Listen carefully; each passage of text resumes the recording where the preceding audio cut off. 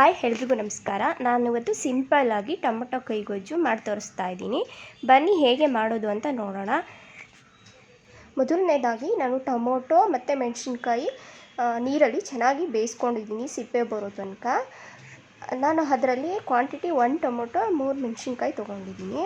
ಅದನ್ನು ನಾನು ಒಂದು ಪ್ಲೇಟಲ್ಲಿ ಮೆಣಸಿನ್ಕಾಯಿ ಹಾಕ್ಬಿಟ್ಟು ಕಿವುಚ್ಕೊತಾ ಇದ್ದೀನಿ ಮೊದಲನೇದಾಗಿ. ನಂತರ ಟೊಮೊಟೊ ಕಿವುಚ್ಕೊತಾ ಇದ್ದೀನಿ, ಯಾಕಂದರೆ ಮೆಣಸಿನ್ಕಾಯಿ ಖಾರ ಇರುತ್ತಲ್ವ, ಕೈ ಇದಾಗುತ್ತೆ, ಹುರಿಯುತ್ತೆ ಅಂತ.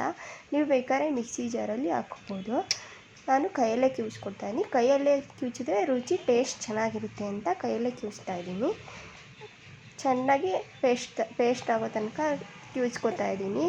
ಕಿವುಚಿದಾದಮೇಲೆ ನಾನು ಬೆಳ್ಳುಳ್ಳಿ ಮತ್ತು ಕೊತ್ತಂಬರಿ ಸೊಪ್ಪು ಸೋಸಿಟ್ಕೊಂಡಿದ್ದೆ. ಕೊತ್ತಂಬರಿ ಸೊಪ್ಪು ನೀಟಾಗಿ ತೊಳ್ಕೊಂಡಿದ್ದೀನಿ.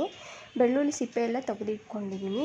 ಅದನ್ನು ನೀಟಾಗಿ ಪೇಸ್ಟ್ ಕುಟಾಣಿನಲ್ಲಿ ಕುಟ್ಕೋತಾ ಇದ್ದೀನಿ. ಕುಟ್ಕೊಂಡ್ಬಿಟ್ಟು ಈ ಪೇಸ್ಟ್ ಮಾಡಿದ್ನಲ್ವ ಕೈಯಲ್ಲಿ ನಾನು ಏನು ಟೊಮೊಟೊ ಮತ್ತು ಮೆಣಸಿನ್ಕಾಯಿ ಎಲ್ಲ ಕಿವುಚ್ಕೊಂಡಿದ್ನಲ್ವ ಅದಕ್ಕೆ ಹಾಕಿ ಕಿವುಚ್ತಾ ಇದ್ದೀನಿ. ಕಿವುಚಾದ್ಮೇಲೆ ನಾನು ನೀಟಾಗಿ ಆ ಸಿಪ್ಪೆ ಟೊಮೊಟೊ ಸಿಪ್ಪೆ ಇರುತ್ತಲ್ವ ಅದನ್ನೆಲ್ಲ ನೀಟಾಗಿ ತೆಗೆದಿಡ್ತಾ ಇದ್ದೀನಿ. ತೆಗೆದಾದ್ಮೇಲೆ ಈ ಪೇಸ್ಟ್ ಇರುತ್ತಲ್ವ ಅದಕ್ಕೆ ಮತ್ತೆ ನಾನು ಸ್ವಲ್ಪ ಉಪ್ಪು, ರುಚಿಗೆ ತಕ್ಕಷ್ಟು ಉಪ್ಪು ಹಾಕ್ಕೋತಾ ಇದ್ದೀನಿ. ಉಪ್ಪು ಹಾಕ್ಬಿಟ್ಟು ನಮಗೆ ಎಷ್ಟು ಬೇಕೋ ಅಷ್ಟು ಕನ್ಸಿಸ್ಟೆನ್ಸಿ ನೀರು ಸ್ವಲ್ಪ ಹಾಕ್ಕೋಬೇಕು.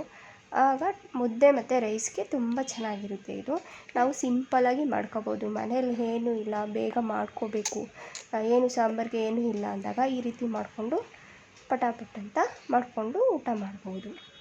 ಹಾಗೆ ನಾನು ಸಣ್ಣದಾಗಿ ಒಂದು ಈರುಳ್ಳಿ ಹಚ್ಚಿಟ್ಬಿಟ್ಟು ಅದಕ್ಕೆ ಹಾಕ್ತಾಯಿದ್ದೀನಿ. ಈಗ ನೋಡಿ, ಹೀಗೆ ಈ ಥರ ಕಾಣ್ತಾ ಇದೆ. ಈ ವಿಡಿಯೋ ಇಷ್ಟ ಆಗಿದರೆ ನಿಮಗೆ ಲೈಕ್ ಮಾಡಿ, ಶೇರ್ ಮಾಡಿ. ಜೊತೆಗೆ ಈ ವಿಡಿಯೋ ನೋಡಿದ ಎಲ್ರಿಗೂ ಧನ್ಯವಾದಗಳನ್ನು ತಿಳಿಸ್ತಾ ಇದ್ದೀನಿ.